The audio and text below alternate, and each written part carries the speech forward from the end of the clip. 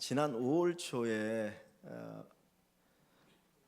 그 경주의 한 피자 가게에서 점원이 영수증을 하나 띄워주는데 영수증 안에 이런 글귀를 적었습니다. 말기 못 알아 처먹는 할배 진상. 여러분 뉴스를 보셨죠? 모르겠어요. 이 할아버지가 그 피자 가게에 와가지고 어떻게 행동하셨는지 모르겠는데 젊은 점원이 너무나 이제 화가 나니까 그 영수증에다가 그렇게 인쇄를 한 거예요. 말기 못 알아 처먹는 할배 진상이다. 나중에 그것이 이제 유수화되어지면서 어떻게 이럴 수 있느냐 그래가지고 이제 그 사장이 사과를 하기도 했죠. 근데 이것을 가리켜 우리가 인격 모독이라는 표현을 씁니다. 인격을 모독했다. 존중받아야 될 인격을 모독한 것이다라고 이야기를 할 수 있죠. 지금 이제 북미 회담이 열리냐 열리지 않느냐 초미의 관심입니다. 기싸움을 많이 하는데 그 북한의 최선이라고 하는 부상이 그 미국을 향해서 우리의 선의를 모독하고 있다라는 말을 쓰기도 하고, 또 북한의 지도자를 최고 전엄이라고 얘기하죠. 최고 전엄. 그러면서 어떤 모독하는 것에 대해서 분노하는 것들을 볼 수 있습니다. 여러분, 모독이라고 하는 단어가 뭡니까? 우리가 모독한다, 모독당했다라고 하는 표현을 쓰는데 존경받아야 되고 존중받아야 되는데 그렇지 못하고 말이나 행동으로 욕되게 하는 것을 모독이라는 표현을 쓰고 있어요. 하나님은 우리의 존경을 받으셔야 되고 존중을 받으셔야 합니다. 인간을 창조하신 이유가 우리가 하나님을 기뻐하고 그분을 높이고 존중하는 데 목적이 있거든요. 그런데 그 하나님을 높이지 않는 것, 그것이 바로 모독이라고 표현할 수 있습니다. 오늘 본문에 보면 예수님께서 하나님을 모독하는 것, 성령을 모독하는 죄는 용서가 없다라고 하는 말씀을 쓰고 계셔요. 우리가 예수를 믿으면서, 하나님을 믿으면서 우리는 정말 우리의 구주 되신 예수 그리스도를 존중히 여기고 있는지 한번 돌아보는 시간이 되었으면 좋겠습니다.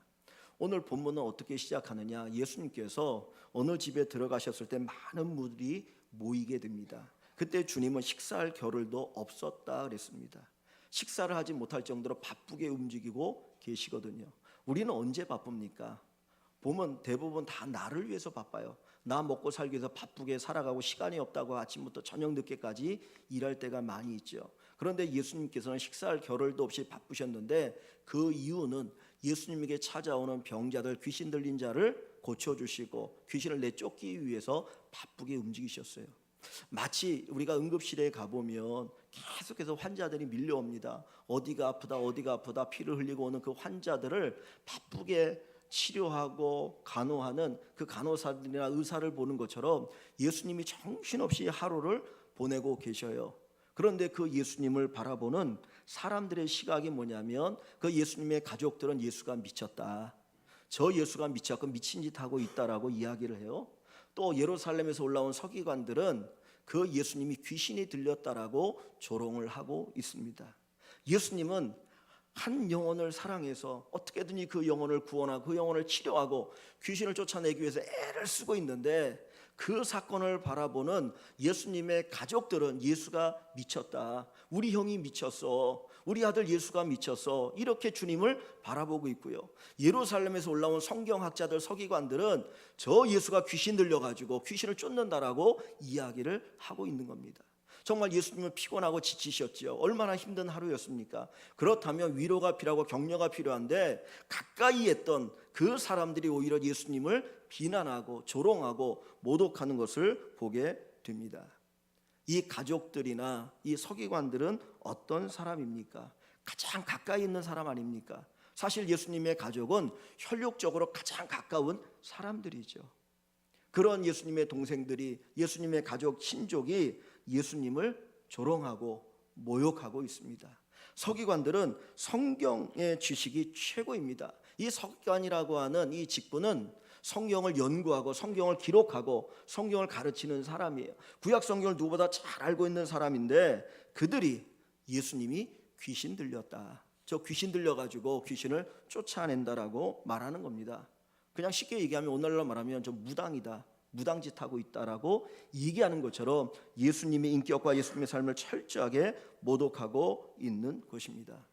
여러분, 우리가 주님의 일을 하다 보면 예수님처럼 존중받는 게 아니라 모독을 당할 때가 있어요. 정말 나의 모든 걸 쏟아붓습니다. 나의 진을 쏟아붓고 시간을 쏟아붓고 물질을 쏟아붓고 삶을 쏟아부으며 하나님의 교회를 섬기고 하나님을 섬기는데 사람들이 시기와 질투 가운데 우리를 모욕하고 모독할 때가 있다는 거예요. 예수님이 그렇게 말씀하시죠. 야, 세상이 너희를 미워할 거다.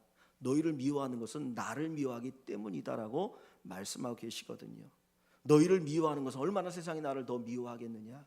주님께서 이런 고난과 아픔과 모독을 당하면 주님을 따르는 우리들도 그럴 수 있다는 거예요.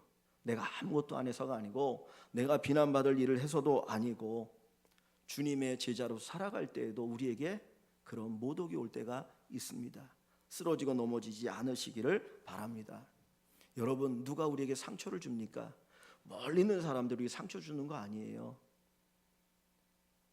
내 가까이에 있는 사람이, 내가 사랑한다고 했던 사람들이 우리에게 상처를 줘요. 예수님의 가족이, 그 서기관들이, 성경을 누구보다 잘 알다고 하는 그 사람들이 예수님에게 상처를 주고 있습니다. 내 가까이 있는 사람들이 우리에게 상처를 줄 수 있어요. 우리가 교회 생활하고 믿음 생활하면서 다 같이 우리가 한 식구라고 생각하지만은 우리 안에 나도 모르게 내게 상처를 주고 아픔을 주는 사람이 있을 수 있습니다. 중요한 건 여러분이 상처받지 않았으면 좋겠어요. 예수님은 사역을 시작할 때부터 마지막 십자가 달려 죽으실 때까지 끊임없이 사람들에게 비난과 조롱을 받으십니다. 한쪽에는 환호하지만 한쪽에는 무리들이 와, 예수님이다, 우리를 위해 기적을 일으킨다라고 얘기하지만 또 그 사람들이 예수님을 비난하고 예수님을 조롱하고 예수님을 떠나가면서 상처를 줍니다. 그러나 주님은 상처받지 않고 능히 이기셨거든요. 그것처럼 우리 모든 성도들이 상처를 극복할 수 있는 그런 믿음을 가지시고 이 믿음의 길을 걸어가기를 주님의 이름으로 간절히 축원합니다.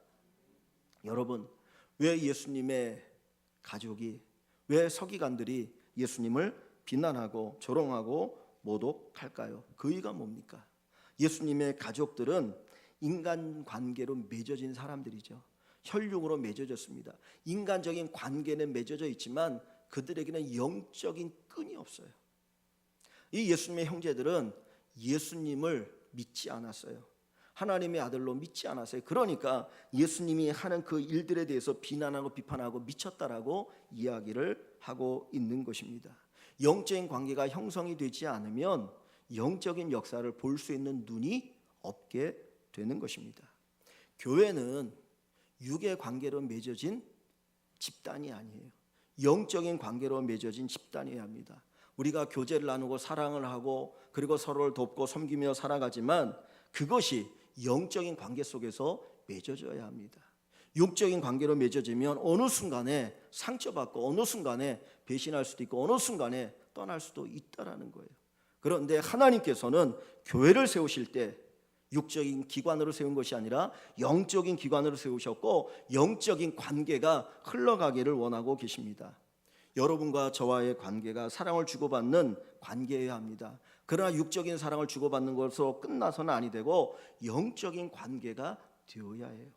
장로님과 여러분들과의 관계가, 권사님들과 여러분들과의 관계가, 집사님들과 여러분들과의 관계가, 우리 온 성도들의 관계는 영적인 관계여야 합니다. 육적인 관계는 상처받을 수밖에 없어요. 육적인 관계는 고통받을 수밖에 없어요. 사람이 말이 많으면 뭐가 많다고 얘기합니까? 실수가 많아요. 목사가 끊임없이 얘기하다 보면 실수할 수 있거든요. 우리가 같이 살다 보면 단점이 보이잖아요. 내가 죽어도 못 살겠다고, 당신하고 헤어지면 못 살겠다고 해서 결혼하고 살아가는데 뭐가 보입니까? 단점이 보이잖아요. 보기 싫은 게 보이거든요. 그것 때문에 갈등하는데 하물며 교회 안에 모인 성도들이 육적인 관계로만 모이면 상처받고 고통당하고 서로 비난하고 헐뜯을 수 있어요. 오늘날 교회들이 그런 모습이 많이 있습니다. 중요한 것은 영적인 관계로 맺어져야 됩니다. 하나님과의 영적인 관계, 하나님을 통해서 내가 누구를 만나야 되고, 하나님을 통해서 목사가 성도를 만나야 되고, 성도가 목사를 만나야 되고, 하나님을 통해서 성도가 성도를 만나야 상처받지 않고 상처 주지 않고 믿음 안에서 함께 격려하며 살아갈 수가 있는 것입니다. 우리의 끈이 영으로, 성령으로 연결되어질 수 있기를 소원합니다. 또 이 서기관들은 성경 지식이 최고의 지식을 가진 사람이에요. 누구보다도 성경을 잘 아는 사람입니다. 성경을 줄줄줄 외웠던 사람들이죠. 그런데 그 지식이 머리에만 머물러 있었다는 거예요. 가슴으로 내려온 지식이 되어야 되는데, 삶으로 드러난 지식이 되어야 되는데, 그렇지 않고 머리로만 남아있기 때문에 그들이 스스로 교만하게 되어지고 하나님의 역사를 부정하게 되는 것입니다. 믿음에 대해서도 우리에게 이야기하죠. 행함이 없는 믿음은 죽은 믿음이라. 우리에게 성경적인 지식이 많이 있어요. 너무나 감사합니다. 그런데 그 성경적인 지식이 머리에만 머물러 있고 삶으로 들어가지 않는다면 그 지식은 뭐예요? 죽은 지식인 거예요. 죽은 지식. 성경은 우리가 삶으로 표현되어야 합니다. 삶으로 드러나야 합니다. 이 서기관들은 철저하게 지식에 매여 있는 사람들, 그 지식을 가지고 오히려 다른 사람들을 판단하고 다른 사람들을 저주하고 다른 사람들에 대해서 심판하는 그 역할을 하다 보니까 하나님의 은혜를 모르게 되었던 거예요. 우리는 말씀을 통하여 하나님의 사랑을 알아가야 합니다. 하나님의 은혜를 알아가야 합니다. 저와 여러분들이 성경을 읽고 성경을 배우고 말씀을 들을 때에 이 속에서 하나님의 사랑과 하나님의 은혜를 알아가시면서 하나님 내게 얼마나 큰 은혜를 베풀어 주었는지를 알고 고백하고 감사할 줄 알할 수 있기를 소원합니다. 우리가 성경의 눈으로 세상을 바라보시길 바랍니다. 그냥 이 맨눈으로 바라보는 게 아니라 성경의 관점을 가지고 세상을 보시고 나를 보시고 모든 것을 바라보시면 세상이 다르게 보일 줄 믿습니다. 이 예수님의 가족들 그리고 서기관들은 그 육적인 관계만 가지고 주님을 바라보았고 그 죽은 지식을 가지고 주님을 바라보니까 예수가 미쳤다. 그리고 예수가 귀신이 들렸다라고 비난하게 되어지는 것입니다. 오늘 주님께서 이런 비난을 받으실 때 예수님께서 뭐라고 말씀하고 계십니까? 크게 보면 두 가지를 주님 말씀하시는데 첫째는 비유로 말씀하셨다 그랬어요. 23절에 보면 예수께서 그들을 불러다가 비유로 말씀하시되, 비유로 말씀하시는데 뭘 비유하냐면 사단이 어찌 사단을 내어 쫓을 수 있겠느냐. 사단이 서로 싸우면 그 사단의 나라가 제대로 쓸 수 있겠습니까? 무너질 수밖에 없잖아요. 자중질환에 빠지니까. 귀신이 서로 싸우면 그 나라가 제대로 서질 수 있겠습니까?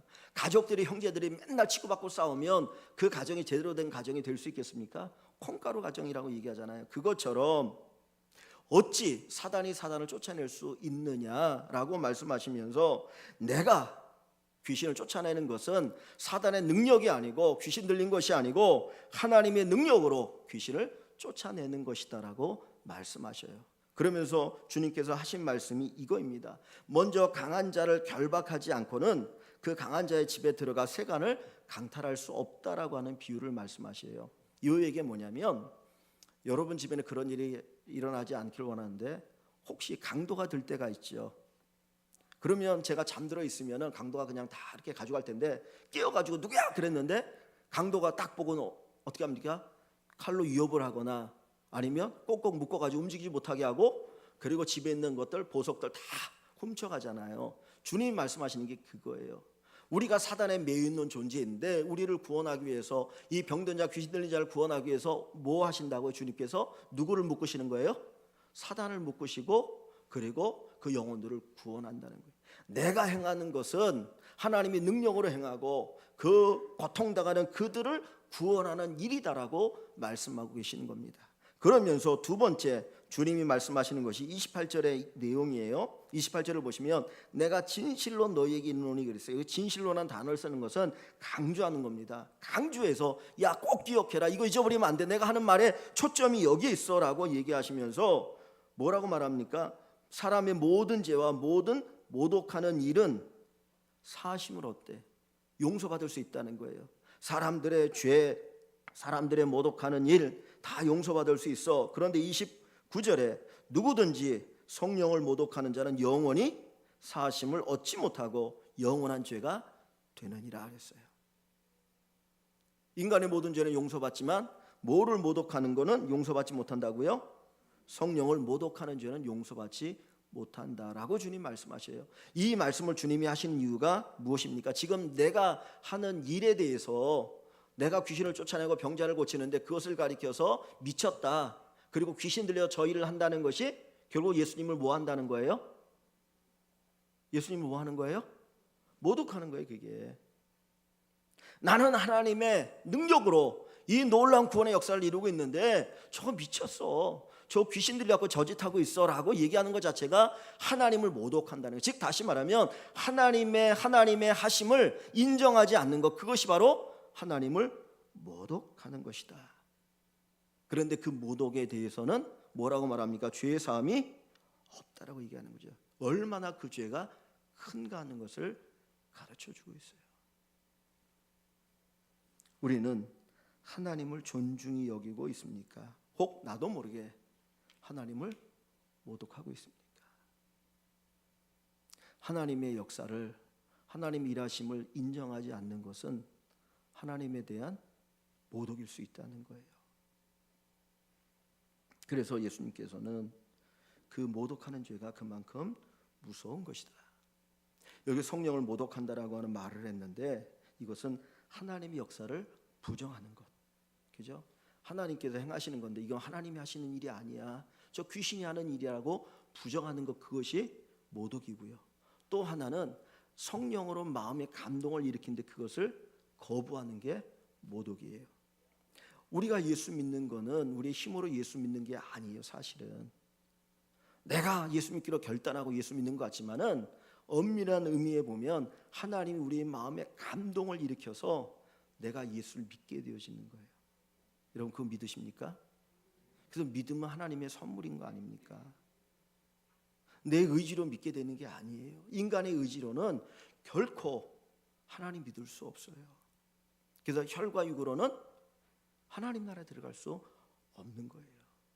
성령께서 역사하실 때 우리의 마음에 감동을 일으키시고 행하는데 그것을 거절하는 것, 그것을 거절하는 것이 뭐예요? 하나님을 모독하는 것과 같다라고 말씀합니다. 여러분, 우리는 하나님을 존중히 여기며 살아가길 원합니다. 여러분의 삶이 하나님을 존중히 여기시면 좋겠어요. 하나님 뭐라고 말씀하냐면 나를 존중히 여기는 자를 나도 존중히 여기고, 우리가 하나님을 존중히 여길 수 있는 게 한계가 있잖아요. 우리가 하나님 높이면 얼마나 높이겠습니까?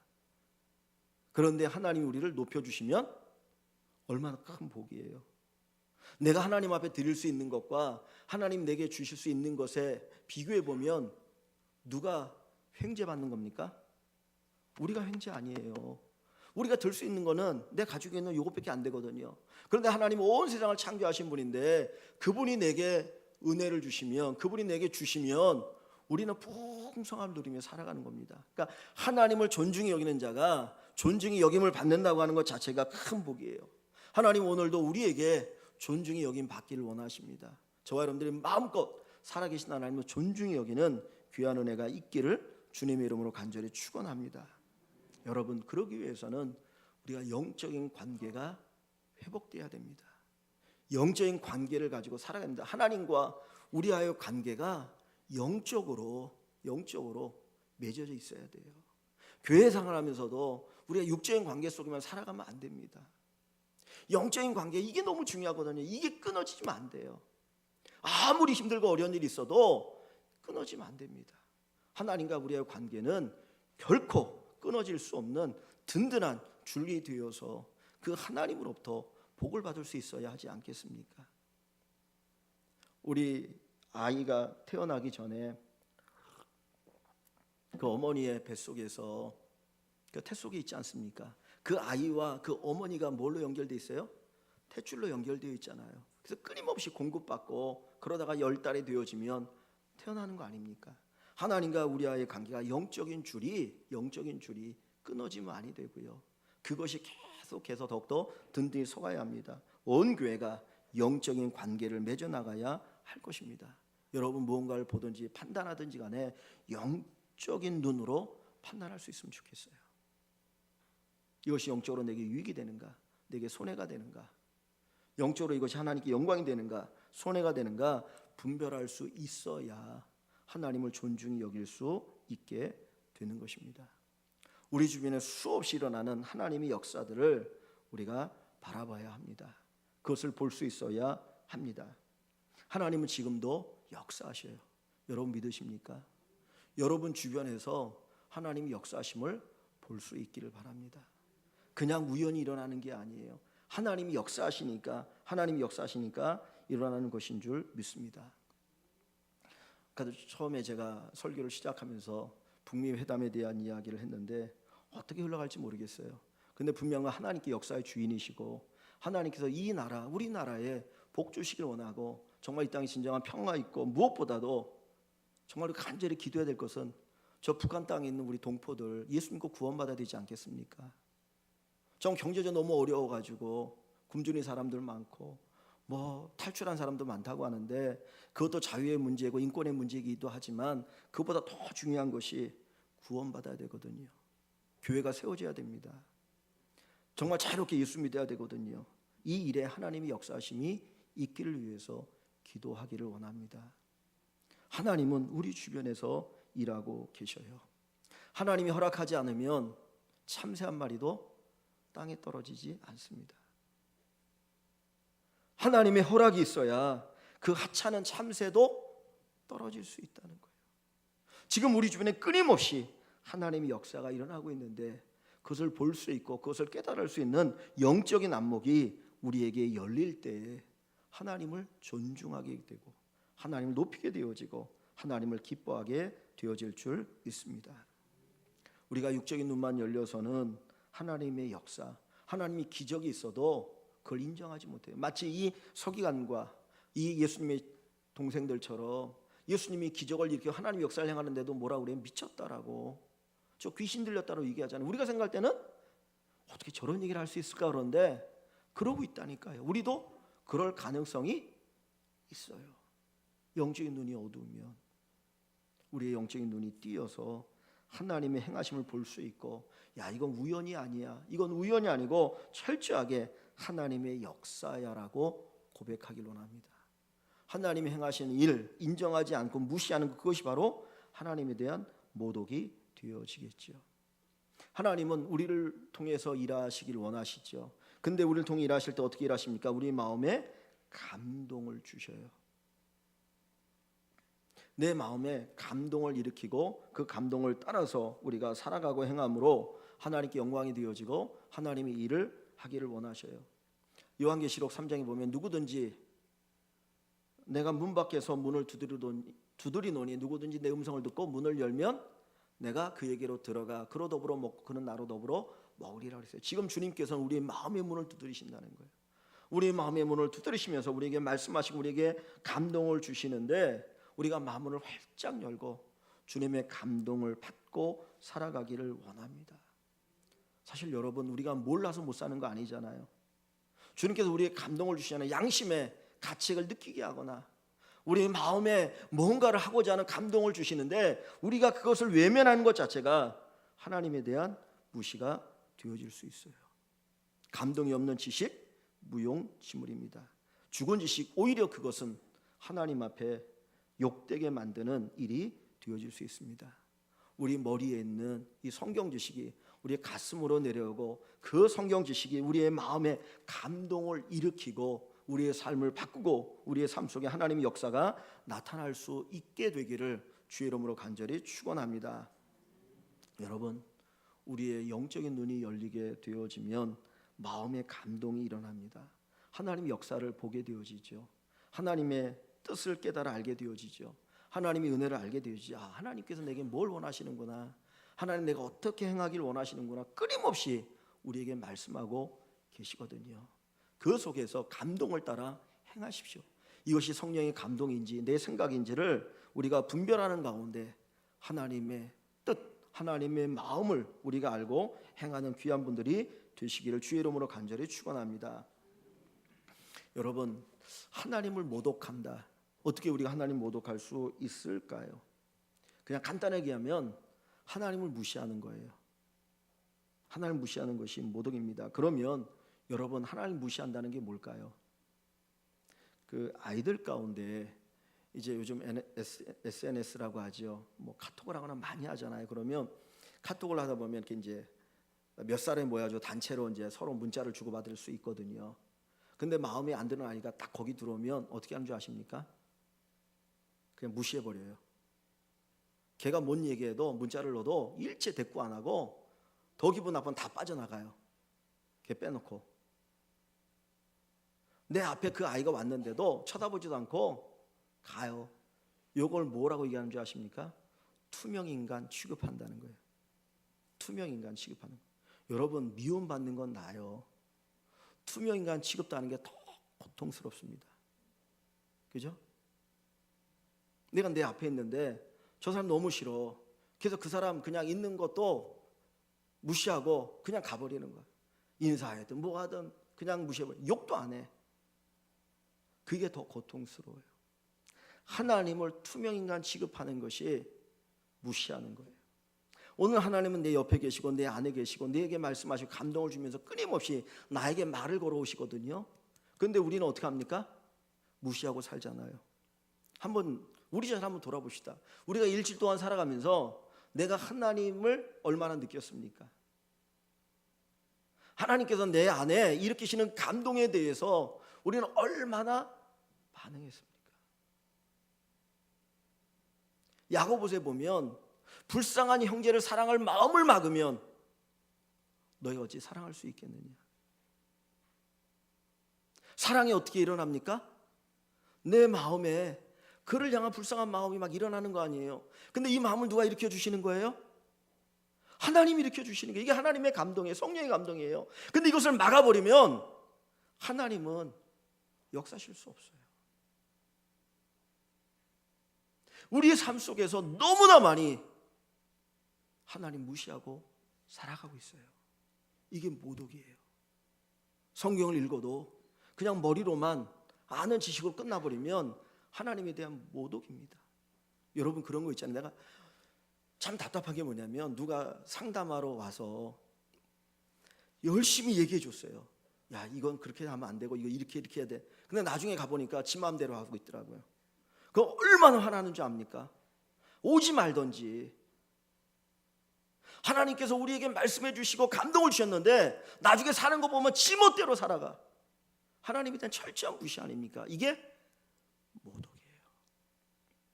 나를 존중히 여긴다고 하는 것은 하나님의 마음에 대해서 반응한 것이고 하나님의 말씀에 대해서 반응하는 것입니다. 나를 존중히 여긴 자를 내가 존중히 여기고 나를 멸시하는 자를 나도 경멸히 여기리라. 저 여러분들이 하나님을 존중히 여기기를 원합니다. 하나님의 역사를 보면서 저 미쳤어. 저 귀신이 들렸어.